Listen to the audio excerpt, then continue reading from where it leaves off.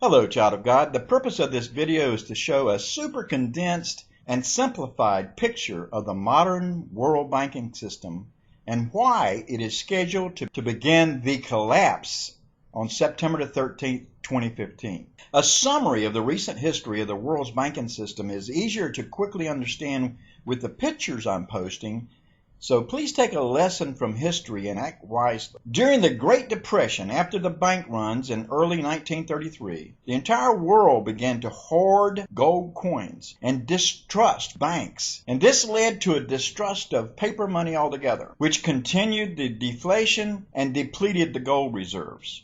So in 1933, the U.S. President Franklin Roosevelt issued an executive order which outlawed the private ownership of gold coins, gold bullions, and gold certificates by American citizens, which forced them to sell all of these things to the Federal Reserve.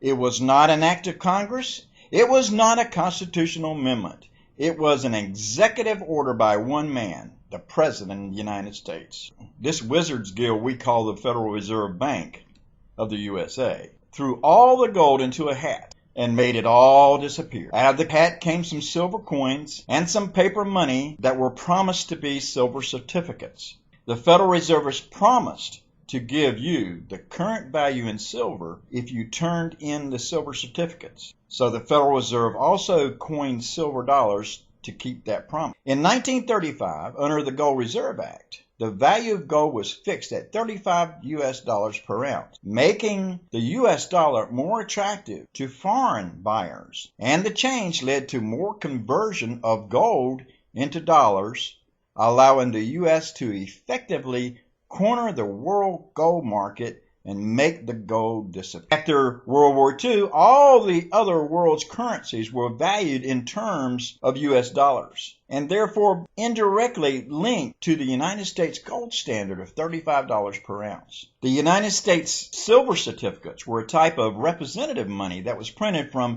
1878 to 1964. But after 1964, the Fed printed Federal Reserve notes that were not backed by silver or gold or magic beans. Even silver coins were changed and devaluated. In March of 1968, the Federal Reserve abandoned trying to control the price of gold at $35 an ounce in the private market. And they created a two-tier system. What they're saying is all the central bank transactions were at $35 per ounce. But outside the central bank, the free market could float at any price they want to. So obviously you buy it at $35 an ounce and take it to the outside market, and the price went up by 1973 to $100 per ounce. Then in the early 1970s, inflation caused by the rising prices of oil, all the billions spent in the Vietnam War, combined with the trade deficit, created a situation in which the dollar was worth less than the gold used to back it. So in 1971, President Richard Nixon unilaterally ordered the cancellation of the direct convertibility of the United States dollar to gold. You could no longer convert a dollar into gold. This act was known as the Nixon shock. The price of gold rose from $35 per ounce in 1969 to almost $500 in 1980. The world was again losing confidence in the U.S. dollar and beginning to buy and hoard gold. At the end of 1974, President Gerald Ford signed another executive order that repealed Roosevelt's order pursuant to the act of Congress that re-legalized gold ownership for Americans. Fearing the manifestation of a gold-based economy separate from the control of the Federal Reserve and with the corresponding collapse of the U.S. dollar, the U.S. government approved several changes to gold trading on the stock market. These changes resulted in a steep decline in the traded value of precious metals all over the world from 1980 onward.